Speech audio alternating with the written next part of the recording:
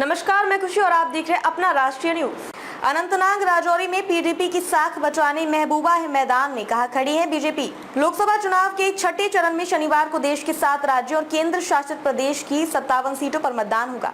इनमें जम्मू कश्मीर की अनंतनाग राजौरी सीट भी शामिल है। पहले सीट पर तीसरे चरण में 7 मई को मतदान होना था, लेकिन खराब मौसम की वजह से मतदान की तारीख 25 मई कर दी गई। परिसीमन के बाद ये सीट पहली बार अस्तित्व में आई है। जम्मू कश्मीर के इतिहास में पहली बार होगा कि जम्मू के राजौरी और पुंछ जिले के लोग कश्मीर घाटी के अनंतनाग और कुलगाम जिले के मतदाताओं के साथ मतदान करेंगे। सीट राज्य की हाई प्रोफाइल सीटों में से एक है। यहाँ से पीडीपी की नेता महबूबा मुफ्ती समेत कुल 20 उम्मीदवार चुनावी मैदान में हैं।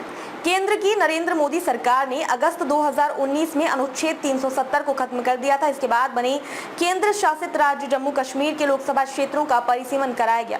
इसके बाद अनंतनाग राजौरी सीट अस्तित्व में आई। इससे पहले 2019 के लोकसभा चुनाव में अनंतनाग लोकसभा सीट में कुलगाम, अनंतनाग, शोपिया और पुलवामा जिले के 16 विधानसभा क्षेत्र आते थे। परिसीमन के बाद कुलगाम, अनंतनाग, शोपिया, राजौरी और पुंछ जिले के कुल 18 विधानसभा क्षेत्र आते हैं। इस सीट पर पहले तीसरे चरण में 7 मई को मतदान होना था, लेकिन लगातार बारिश और बर्फबारी की वजह से मतदान की तारीख बढ़कर 25 मई कर दी गई।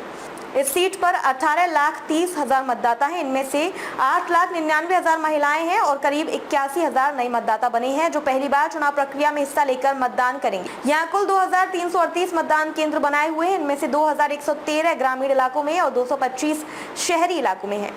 अनंतनाग राजौरी सीट पर मुख्य मुकाबला पीडीपी की प्रमुख महबूबा मुफ्ती, नेशनल कॉन्फ्रेंस के मियां अल्ताफ और अपनी पार्टी से जफर इकबाल मनहास के बीच माना जा रहा है। अपनी पार्टी को बीजेपी का अनाधिकारिक समर्थन हासिल है। कांग्रेस छोड़कर डेमोक्रेटिक प्रोग्रेसिव आजाद पार्टी बनाने वाले गुलाम नबी आजाद की पार्टी भी यहाँ के चुनाव मैदान में है। सीट पर कुल 20 उम्मीदवार चुनावी मैदान में है। जम्मू कश्मीर में बीजेपी की नेशनल कॉन्फ्रेंस और बीटीपी जैसे क्षेत्रीय दलों के एकाधिकार को तोड़ने के लिए पहाड़ी जातीय जनजातियों पर नजर थी, लेकिन उसने सीट में कोई उम्मीदवार नहीं उतारा है।